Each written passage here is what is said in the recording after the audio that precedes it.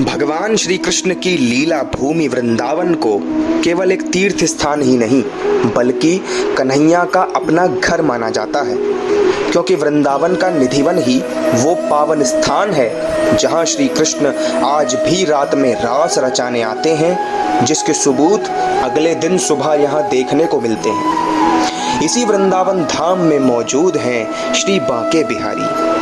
वैसे तो पूरी ब्रजभूमि भगवान श्री कृष्ण की लीला स्थली है और उनकी अलग अलग लीलाओं के दर्शन उनके विभिन्न सुंदर स्वरूपों में होते हैं, लेकिन बांके बिहारी का स्वरूप सबसे निराला है। सौंदर्य से भरी इनकी मनोहर अनुपम छवि पहली नज़र में ही भक्तों को अपनी ओर आकर्षित कर लेती है। इस वीडियो में मैं आपको वृंदावन के ठाकुर श्री बांके बिहारी से जुड़े रहस्यों और दिलचस्प तथ्यों से रूबरू कराऊंगा।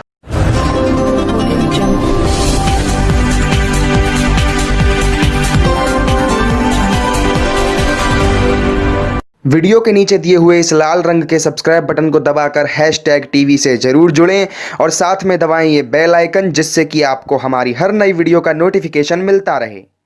मंदिर में आए श्रद्धालु बांके बिहारी की सुंदर आंखों को एकटक न निहार सकें, इसलिए उनकी विग्रह के आगे लगे हुए पर्दे को हर 1 से 2 मिनट के अंतराल पर ढका जाता है, क्योंकि ऐसी मान्यता है कि जो भी भक्त एकटक बिहारी जी की आंखों में आंखें डालकर उनके सम्मोहन में बंधकर उन्हें प्रेम से निहारता है, बांके बिहारी उसके प्रेम के वशीभूत हो जाते हैं और मंदिर छोड़कर उसके साथ चले जाते हैं।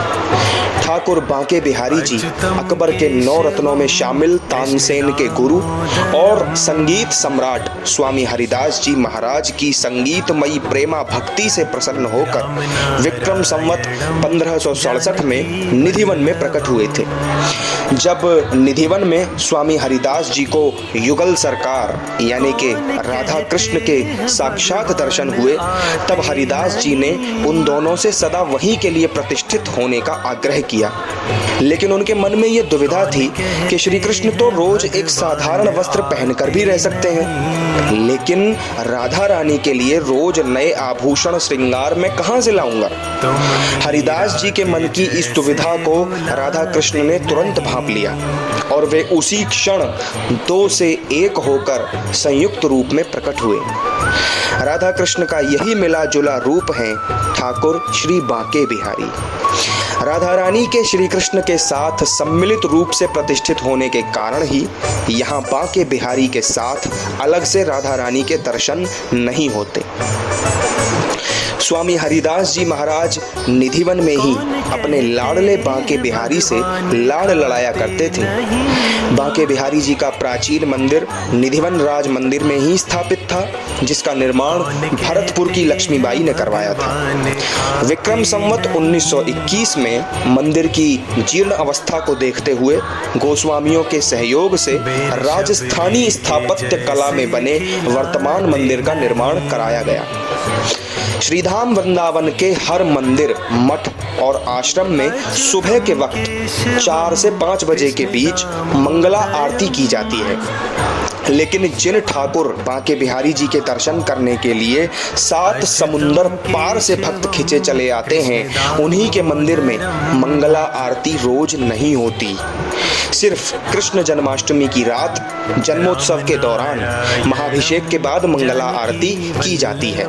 ठाकुर बांके बिहारी मंदिर के सेवायत अपने पूर्वजों से मिली जानकारी के आधार पर बताते हैं कि मंदिर निर्माण के बाद शुरुआती दौर में ठाकुर जी की मंगला आरती शुरू की गई थी, लेकिन उस दिन ये देखा गया कि बांके बिहारी जी की पोशाक का एक टुकड़ा ही गायब है। जिस सेवायत ने उनको पोशाक पहनाई थी वो ये देखकर एकदम भौचक्का रह गया, क्योंकि जब उसने वो पोशाक पहनाई थी तब वो कहीं से भी कटी फटी नहीं थी और नियम के मुताबिक ठाकुर जी को वैसी पोशाक धारण भी नहीं कराई जा सकती।